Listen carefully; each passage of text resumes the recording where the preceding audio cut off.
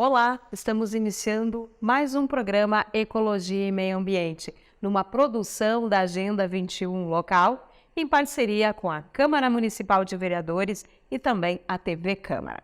E a partir de agora, a gente vai falar um pouquinho sobre mudanças climáticas, desafios e perspectivas para o alcance das metas de carbono zero. Também estamos no mês em que se comemora o Dia Mundial da Água, se comemorou o Dia Mundial da Água. Estamos com uma agenda coletiva municipal e também vamos estar abordando esse tema porque eles se conversam. Conosco aqui, o mestre em Ciências Ambientais, especialista em Gestão de Políticas Públicas e secretário executivo da Agenda 21, Adhemar Marques. Bem-vindo, Adhemar. Muito obrigado, sim, boa tarde. Que bom que o professor Rodrigo também está conosco e aqueles que nos assistem aqui no Ecologia e Meio Ambiente. Também conosco, então, o doutor em Engenharia de Minas e Materiais e professor da Attitus Educação, professor Rodrigo de Almeida Silva. Bem-vindo, professor. Obrigado, boa tarde. É um prazer estar apresentando a instituição e estar com vocês conversando sobre um tema que é muito importante, para nosso desenvolvimento sustentável. A gente agradece a oportunidade e pretende colaborar no que for possível. Vou começar contigo, então, Adhemar. Vamos falar um pouquinho sobre essa agenda coletiva, porque esse tema que a gente vai abordar se conversa com todos os atores, com algumas ações, porque quando a gente fala em mudanças climáticas, a gente está falando de várias ações de meio ambiente, estamos falando da água, estamos falando de várias questões, não? Sim, Márcia.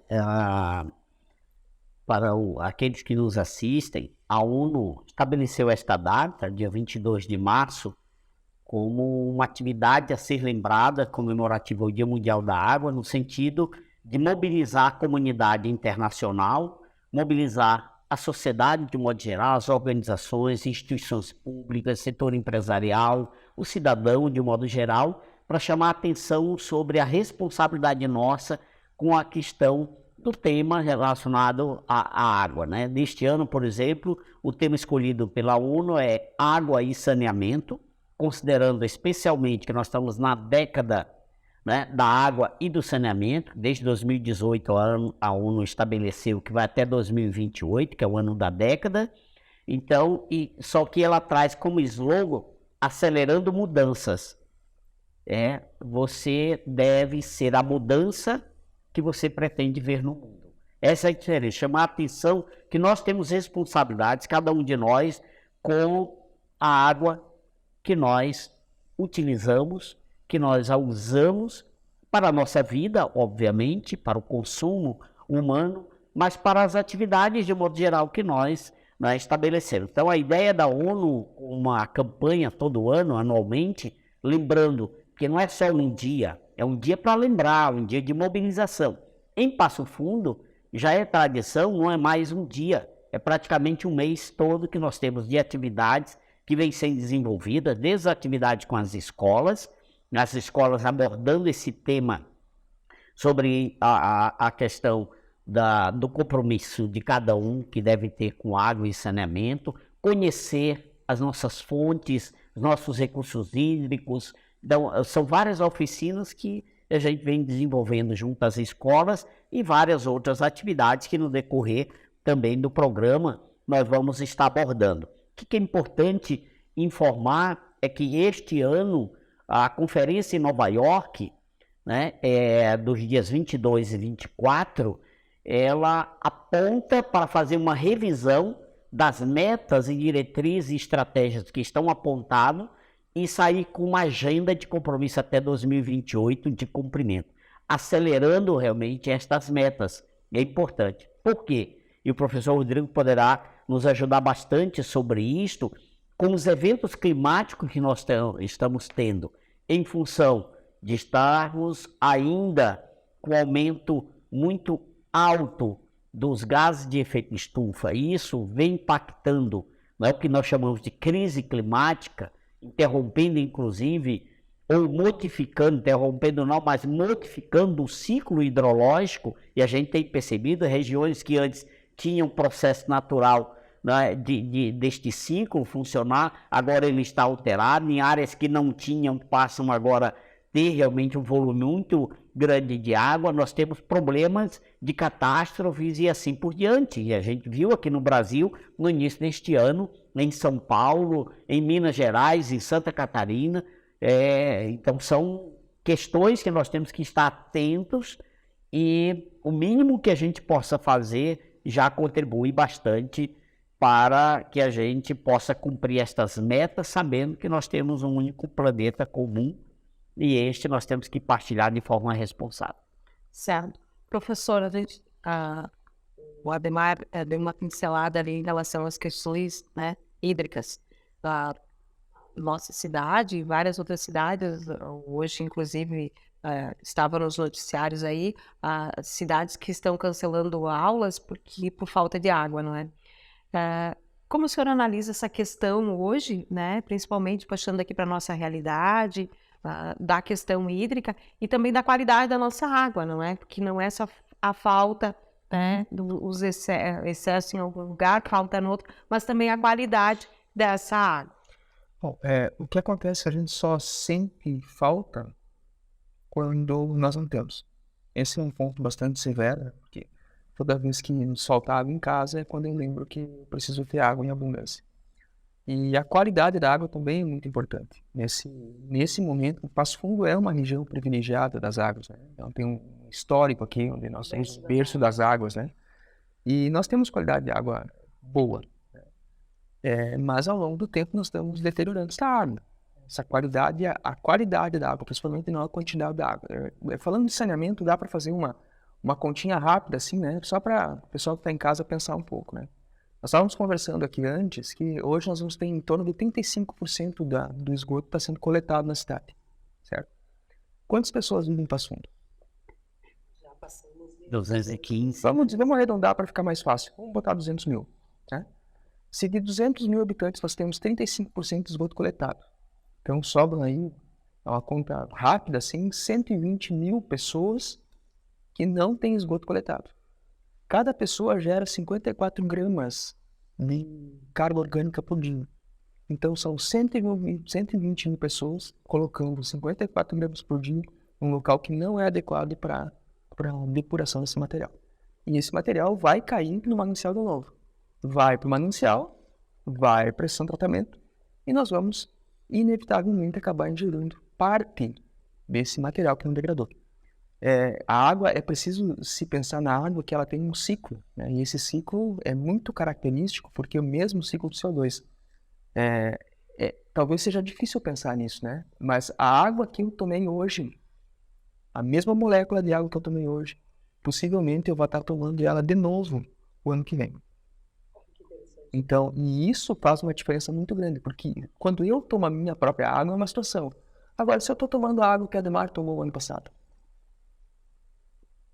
e se eu estou comendo a matéria orgânica, né?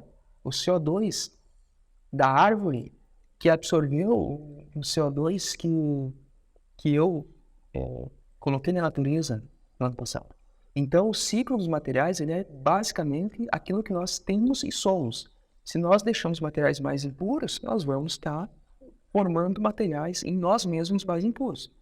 E esse é o grande problema, essa consciência que nós não temos, né? Essa consciência é uma consciência bastante severa de você pensar que o carbono que está em mim certamente esteve em outra pessoa há anos atrás. E aqui não é nada teológico, nada espiritual, é material, é matéria, né? É matéria, é físico, né? E isso as pessoas têm que entender, assim, que o que eu usar hoje, amanhã eu não vou ter. Então esse talvez seja o grande problema que nós temos vivido e vamos viver para frente, né? Porque isso desloca o equilíbrio. Então, quando a gente fala as geleiras, houve um grande degelo e entrou uma quantidade imensa de água do planeta. Então, por dia, 150 mil quilômetros cúbicos de água saindo do mar e do outro continente. Todos os dias. E se essa água está espalhada, muito bem, o equilíbrio é balanceado. Agora, se essa água está concentrada, acontece o que a gente viu em São Paulo, em Santa Catarina, em Minas Gerais. Então, essas questões de equilíbrio que nós alteramos, né? E essas questões que nós vamos ter que nos adaptar.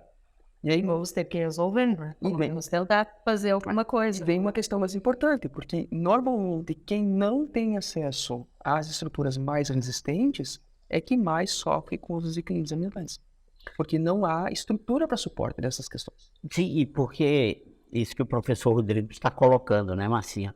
Eu fico imaginando, as nossas cidades, primeiro, elas não foram planejadas para existir. Muitas delas, na maioria dos casos, as nossas cidades, elas foram acontecendo. Elas não são fruto de um planejamento urbano adequado. Então, você vai ter família em lugares que não deveriam realmente estar, e estas famílias que estão nesses lugares, ainda assim, elas também desqualificam essa paisagem de morros e assim por diante, tirando as vegetações, colocando resíduos de forma inadequada, e aquilo acaba revertendo também para estas famílias, né? Além de um processo natural. É óbvio que se há uma concentração de água num local por vários dias, esse solo, certamente, ele vai encharcar e a gente vai ter o que aconteceu em São Sebastião, mas de modo geral as nossas cidades não estão preparadas, né? Mas isso que o professor Rodrigo também levanta, dessa responsabilidade nossa, da gente entender que nós estamos lançando, né, na atmosfera, no solo ou nos nossos recursos hídricos superficiais, os nossos mananciais, mas também subterrâneo, que é muito mais grave ainda, que nós não podemos nem tratar o que está no subsolo, lá nos nossos aquíferos. Então, você imagina...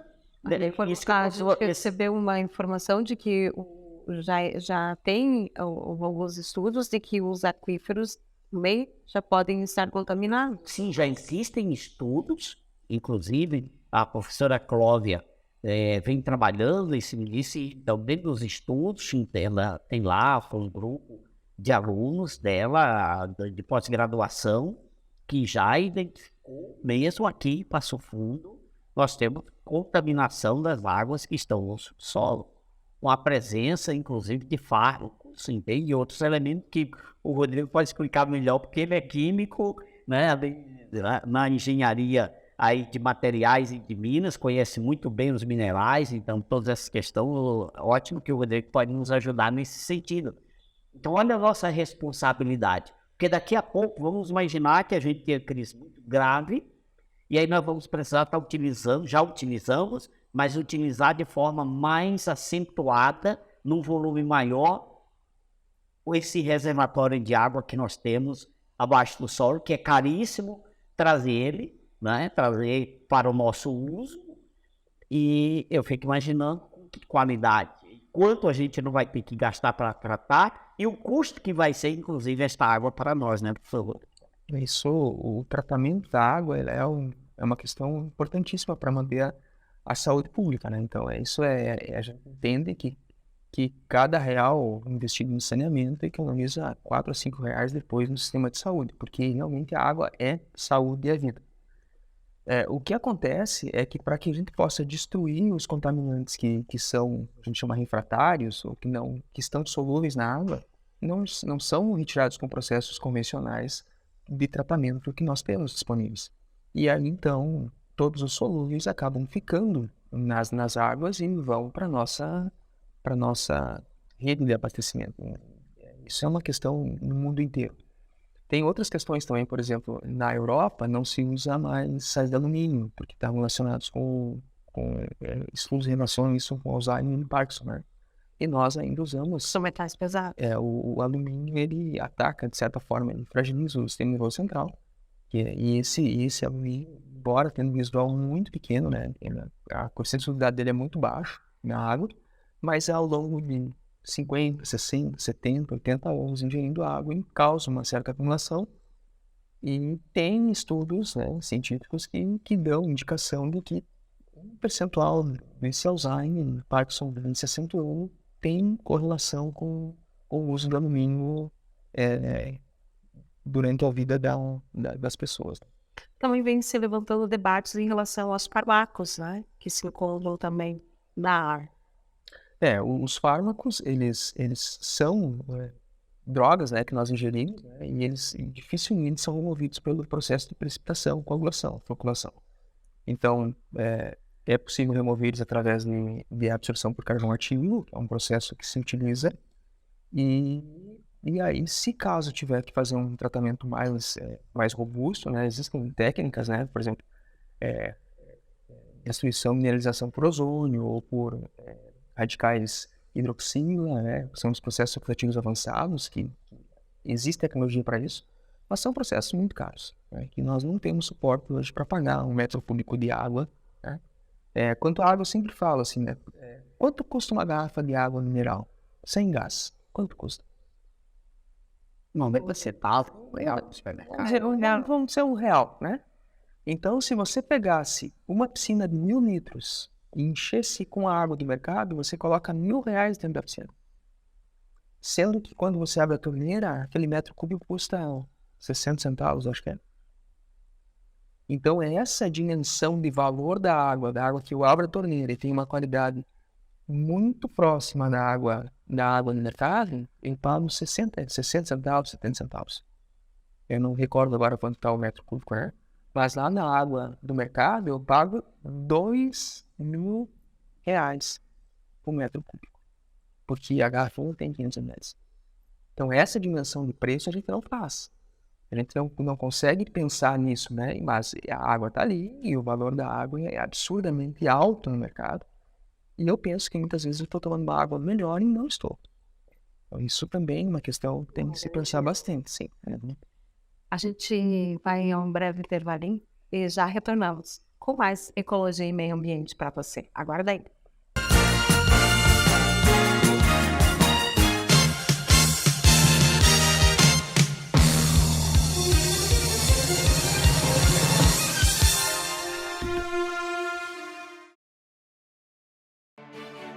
A Câmara de Vereadores é a Casa do Povo. Aqui são criados, votados e aprovados os projetos de lei que definem o rumo e o futuro do nosso município. A Câmara de Vereadores também exerce a função fiscalizadora, supervisionando as ações e decisões do Poder Executivo. Faça parte das decisões. Quando a comunidade participa, a cidade cresce.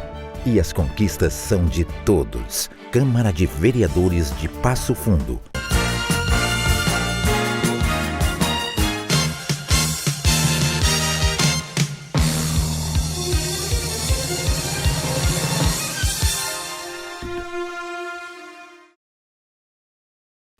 Retornamos com ecologia e meio ambiente. E a gente está falando sobre mudanças climáticas, desafios, perspectivas para o alcance das metas de carbono zero. E estão aqui conosco, então, o Ademar Marques, que é apresentando a Agenda 21, e também o professor Rodrigo de Almeida Silva. Ele que é doutor em Engenharia de Minas e Materiais e também professor da Attus Educação. Ademar, vamos falar um pouquinho, retornando, né? A gente tem todo este mês com várias atividades, temos uma agenda bem interessante acontecendo em toda a cidade, mas a gente tem uma campanha que vai ser lançada no próximo dia 30. Sim, assim, é importante isso, porque a Agenda 21 estabeleceu desde o ano passado que os próximos 2 anos nós vamos focar numa grande campanha dentro do tema das mudanças climáticas. A gente sabe que recentemente o Egito, nós tivemos a conferência no Egito sobre a questão das mudanças do clima, ou crise climática, saíram importantes documentos, foi revisto aí uma série de metas, saíram de lá bastante preocupados, mas ao mesmo tempo, pela primeira vez, houve pactos importantes, principalmente financeiramente, para se avançar em relação a esses temas, especialmente recursos deste Fundo do Clima voltado para comunidades que têm sofrido o impacto com as alterações climáticas. Então isso é importante e é fundamental. Então nós queremos também fazer a nossa parte. Só quero lembrar que a ONU estabeleceu para este ano a imagem, a figura do beija-flor, que todo mundo conhece. Aquele é beija-flor que tenta apagar o incêndio levando no seu bico uma gotinha. O que isso significa? Que cada um de nós minimamente podemos fazer a nossa parte para melhorar. E é isso que nós queremos com o lançamento dessa campanha na Assembleia da Agenda 21 deste ano.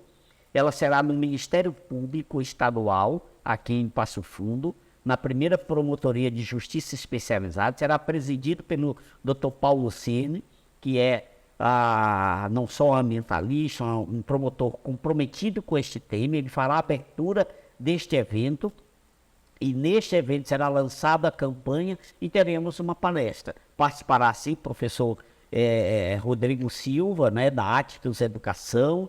Nós vamos ter o professor Marcos Frandoloso, que é da arquitetura, entende? Engenharias lá na Universidade de Passo Fundo, vem também fazendo esse debate. E teremos também a presença da ABS Bios com o Rafael, representando uma empresa que tem como meta um carbono zero até o ano 2030. Claro que eles estão trabalhando em cima disso, estabelecendo diretrizes, estratégias, mas nós já podemos visualizar uma empresa de Passo Fundo que tem essa perspectiva. Certamente a Atitudes tem, e o professor que lidera lá a pesquisa com os alunos de engenharia civil, que ele coordena sobre o tema dos resíduos. Então a ideia é esta, é importante nós nos comprometermos e queremos com esta campanha, dando esse start, que vai ser neste dia 30, às 10 horas, no auditório do Ministério Público. Toda a comunidade está convidada a participar, alunos, estudantes aí de ensino médio, de ensino superior, a população de um modo geral, divulguem, participem e vamos entrar aí numa grande campanha para fazermos a nossa parte. Minimamente, e a gente pode, sabemos que os resíduos que nós produzimos, eles contribuem para a emissão de gases de efeito estufa, mas também de contaminação do solo, de contaminação dos nossos mananciais e de comprometimento das nossas florestas. Certo. Compromisso com as metas de carbono zero, não é? Agenda 2030, isso? É 2030. Isso, aqui chama-se Agenda 2030, que a ONU estabeleceu uma agenda de compromisso dentro da Agenda 21, que é o guarda-chuva. Então nós tivemos no ano 2000, né, os objetivos do milênio, e agora de 2016 até 2030 nós temos a Agenda 2030, que é para o ano 2030, com 17 objetivos de desenvolvimento sustentável, e estamos agora discutindo esse debate aqui, tem a ver com o objetivo 6, que é água e saneamento, e nós queremos estar também contribuindo com a questão das mudanças climáticas, que é um ponto importante na data de hoje. Certo. E aí eu volto aqui com o professor Rodrigo para a gente falar um pouquinho sobre essa questão, então, dessas metas, desses desafios e as perspectivas aí para alcançar, não é, essas metas de carbono zero. Então, fala um pouquinho para a gente dessa questão e também de que forma, né, a gente pode levar isso para o nosso dia a dia, né? A gente já falava, o senhor já dava algumas dicas e o que me chamou a atenção, eu achei muito interessante, viu, Ademar, é que ele nos trouxe algumas reflexões em relação à água, né, e em relação ao que nós acabamos expelindo, né, e isso retorna. Então, essas questões que eu acho que não tenho certeza que o programa é para isso, né, para quem está em casa e fazer essa reflexão também do quanto eu coloco na natureza, mas que ela vai me trazer de volta e de que forma eu quero receber isso de volta. E especialmente eu acho que o professor Rodrigo pode nos ajudar a refletir sobre o nosso modus operandi, principalmente o processo produtivo que nós temos em curso hoje, e se isso não está de alguma forma impactando, né, a nossa vida. Assim, aí uma percepção bastante, talvez seja redundante, mas é percepção pessoal.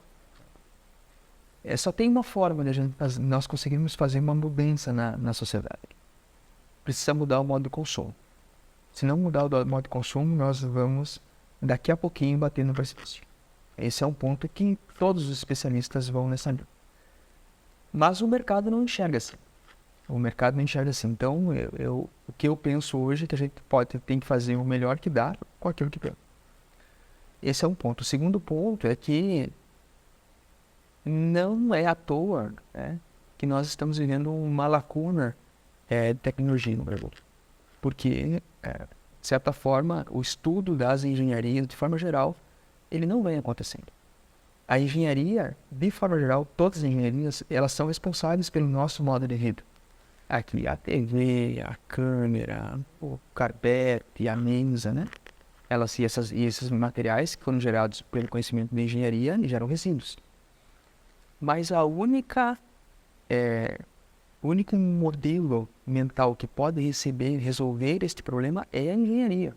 Então, a solução virá pela mão da engenharia, não virá pela mão de outra área do conhecimento. A engenharia, eu chamo aqui de ciências exatas como um todo, né? Então, isso são duas reflexões muito importantes. Então, o que eu gostaria de dizer? Primeira coisa, assim, precisamos estudar o que temos, olhar as perspectivas e encontrar as melhores soluções. Essas soluções, elas vêm pelas ideias. E nesse modelo de ideias é que nós temos que olhar para os resíduos. Nós não podemos encarar os resíduos como sendo end of pipe, que a gente fala, né? Que é fim de tubo.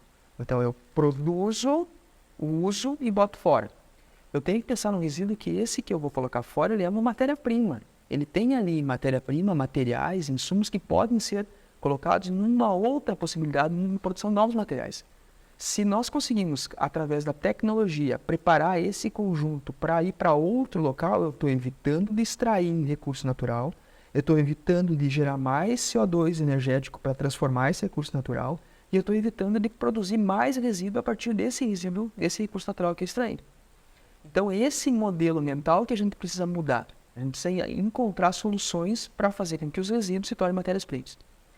E talvez seja aí o pulo do gato. Ou a grande questão, né? A grande questão é como eu transformo um resíduo numa matéria-prima que ele seja economicamente viável, ou seja, mais barato que a matéria-prima, que ele seja tecnologicamente adequado, ou seja, que ele produza materiais novos tão bons, igual ou melhores que materiais naturais, e como é que eu mudo a percepção das pessoas que usar um material feito com insumos de segunda geração não é um demérito. Eu vou dar um exemplo clássico. Vocês vão pegar resíduo da construção civil, a areia reciclada. Ninguém usa areia reciclada. Tem tecnologia para fazer argamassa, tem tecnologia para fazer bloco, tem tecnologias, tem algumas limitações, mas dá para fazer, dá para trabalhar com isso. Mas eu não quero botar na minha casa areia reciclada. Eu quero areia nova. Porque o meu mindset está dizendo, eu quero material novo, eu quero uma coisa que ninguém usou, eu quero eu usar primeiro. É cultural. É no que nós falávamos, né, no último programa, que a gente estava falando, né, da reutilização. E a gente falava da reutilização da moda. Exatamente. E agora o professor traz essa mesma experiência na construção civil. A gente tem que mudar isso, porque é uma consciência, é uma cultura que a gente traz, não é?